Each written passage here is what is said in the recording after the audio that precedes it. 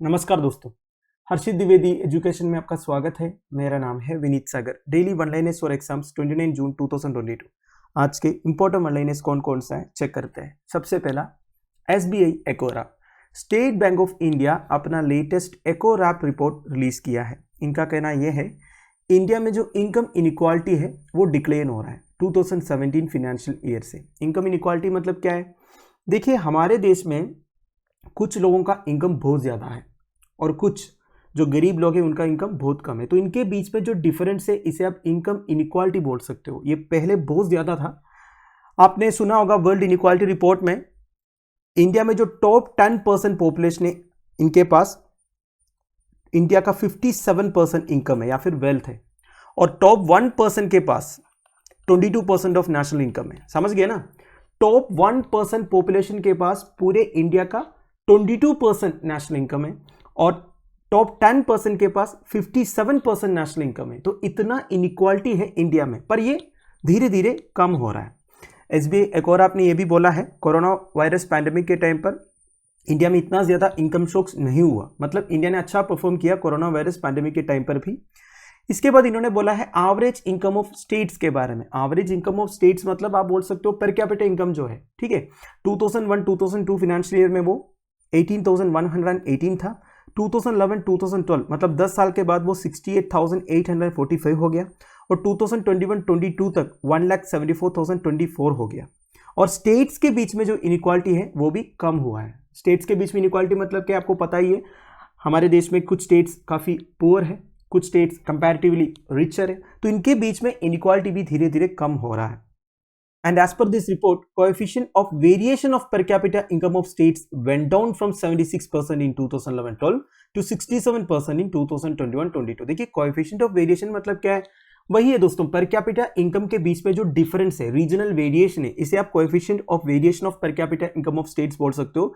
तो 2011-12 में ये 76% था, मतलब 76% का difference देखने को मिलता था, पर 10 साल के बाद ये 67% हुआ है। और देखिए, बिहार, छत्तीसगढ़, झारखंड, मध्य प्रदेश, राजस्थान एंड उत्तर प्रदेश सबसे नीचे है in terms of per capita income. तो पुअर स्टेट्स आप बोल सकते हो बिहार, छत्तीसगढ़, झारखंड, मध्य प्रदेश, राजस्थान एंड उत्तर प्रदेश। SBI ने यह भी बोला है gap between GDP and GNA और statistical discrepancy which is typically about 1%। क्या होता है GDP एंड GNA के बीच में गैप? GDP मतलब क्या होता है? एक देश का total market value of goods and services, मतलब एक देश के अंदर लोग कितना कमा रहा है गुड्स से और सर्विसेज से। और GNA मतलब क्या है? ग्रोस नेशनल इनकम होता है। ये बेसिकली एक देश कितना इनकम रिसीव करता है अपने रेसिडेंट से और बाहर से भी। बाहर जो काम कर रहे हैं ना लोग, वो भी इंडिया में कितने पैसे भेज रहा है और इंडिया में लोग कितने कैसे पैसे कमा रहा है। यह है ग्रोस नेशनल इनकम। GDP में केवल देश का अंदर का कैलकुलेशन होता है, देश के अंदर जो लोग रह रहा है वो कितने पैसे कमा रहा है, ठीक है। तो इनके बीच में जो गैप है ये भी बोला है 1% है। और GDP और GNA के बीच में जो गैप है इसे स्टैटिस्टिकल डिस्क्रिपेंसी भी बोलते हैं, ये भी आप ध्यान दीजिएगा। अगला है मिस इंडिया वर्ल्ड वाइड 2022। देखिए, इतना इंपॉर्टेंट न्यूज नहीं है। वैसे मिस इंडिया कॉम्पिटिशन हमारे लिए इंपॉर्टेंट है, एग्जामिनेशन में पूछ सकता है मिस इंडिया कौन है। वैसे आप मुझे बताइए लेटेस्ट मिस इंडिया कौन है? ये मिस इंडिया वर्ल्ड वाइड 2022 है, ठीक है। इंडिया के बाहर ये कॉम्पिटिशन होता है। वैसे इंडिया के बाहर होने वाला सबसे बड़ा एक ब्यूटी पेजेंट आप बोल सकते हो मिस इंडिया वर्ल्ड वाइड 2022। तो ये जीती है खुशी पटेल। ये बायोमेडिकल स्टूडेंट है यूनाइटेड किंगडम से। फर्स्ट रनर अप है वैदेही डोंगरे, ठीक है, from US, and second runner up है श्रुतिका माने। तो ये ब्यूटी पेजेंट पिछले 3 साल से नहीं हो रहा था कोरोना वायरस पैंडेमिक की वजह से। लेटेस्ट हुआ था मुंबई में लीला होटल में सितंबर 2019 में। अगला है Ambubachi Mela. This is a very important news. आपसे एग्जामिनेशन में पूछ सकता है अंबुबाची मेला कहां पे होता है? तो आसाम में होता है। आसाम में कामाख्या टेम्पल में। पिछले 2 साल से ये फेस्टिवल नहीं हो रहा था कोरोना वायरस पैंडेमिक की वजह से, तो इस साल डिवोटीज को अलाउ कर रहा है ये मेला अटेंड करने के लिए। वैसे माँ कामाख्या देवालय या फिर कामाख्या टेम्पल का हेड प्रीस्ट, उनको बोर ढोलोई बोलते हैं। तो इस साल का हेड प्रीस्ट है कविनाथ शर्मा। इन्होंने एक्सप्लेन किया है that the pravritti was used to symbolically close the temple doors for 4 days as part of the rites। देखिए, कई सारे रिचुअल्स होता है इसमें। क्या है? 4 दिन के लिए टेम्पल बंद होता है, उसे प्रवृत्ति बोलते हैं। 4 दिन के बाद सुबह टेम्पल खुल जाता है, उसे निवृत्ति बोलते हैं, ठीक है। वैसे ये फेस्टिवल या फिर अंबुबाची मेला हर साल जून में होता है दोस्तों, जब ब्रह्मपुत्र रिवर एकदम हाईएस्ट फ्लो में रहता है। बेसिकली मानसून सीजन में होता है, आसामिस मंथ ऑफ आहार में होता है। अगला है Kempegowda award. Farmer Karnataka chief minister S M Krishna, Infosys founder and IT industry veteran NR Narayana Murthy and farmer badminton player प्रकाश पदुकोण, इन्हें केम्पेगौड़ा इंटरनेशनल अवार्ड के लिए सेलेक्ट किया है। ऐसे आपको पता होगा प्रकाश पदुकोण एक्टर दीपिका पदुकोण का फादर है। Now chief minister of Karnataka Basavaraja Bommai ये अवार्ड्स प्रेजेंट किया है during the grand celebration on 513th birth anniversary of Kempegowda. ठीक है, वैसे केम्पेगौड़ा कौन थे दोस्तों? केम्पेगौड़ा विजयनगरा एम्पायर का एक रूलर थे। पूरा नाम है नादप्रभु हिरिया केम्पेगौड़ा। इन्होंने बेंगलुरु सिटी बनवाया था 1537 में। ठीक है, तो ये अवार्ड सेरेमनी एनुअली ऑर्गेनाइज होता है दोस्तों on the eve of birthday of Kempegowda. वैसे केम्पेगौड़ा का बर्थडे कर्नाटका में केम्पेगौड़ा डे या फिर केम्पेगौड़ा जयंती करके मनाते हैं जून 27 को।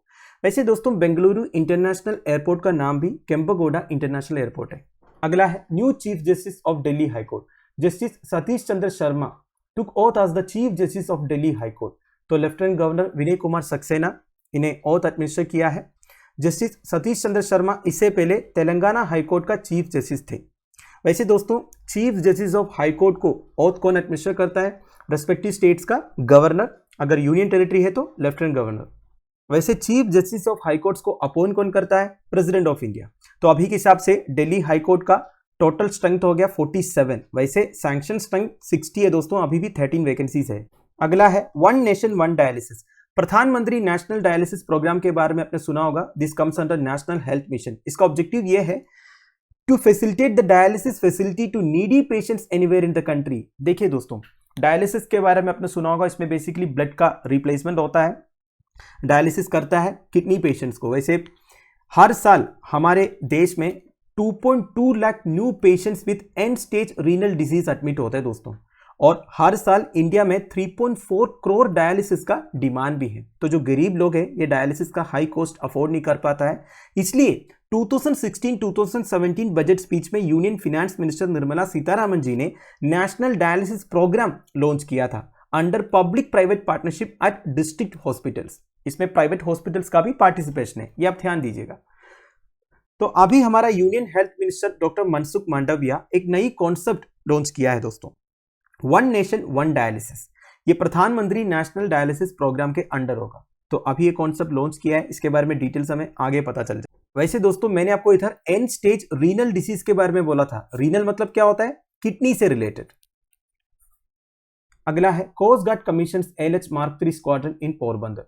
Coast guard and indigenous advanced light helicopter mark 3 squadron commission किया है। स्क्वाड्रन का नाम है 835 स्क्वाड्रन कोस्ट गार्ड। कहां पे?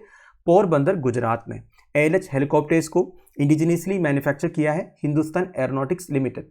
तो एलएच का मार्क 3 हेलीकॉप्टर है दोस्तों, सबसे एडवांस्ड वर्जन है। इसमें काफी सारे state of the art equipment installed है। स्टेट ऑफ द आर्ट मतलब लेटेस्ट टेक्नोलॉजी वाला, like electro optical sensors, advanced radar, Shakti engines, full glass cockpit, high intensity search light, advanced communication system, automatic identification system etcetera etcetera.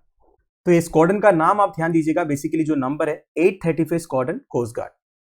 तो दोस्तों that's end of it. I hope आपको video informative लगा होगा। Lecture की PDF as usual आपको Telegram channel में मिल जाएगा, जिसका लिंक नीचे डिस्क्रिप्शन बॉक्स में प्रोवाइडेड है। Thank you for watching, bye bye, have a nice day.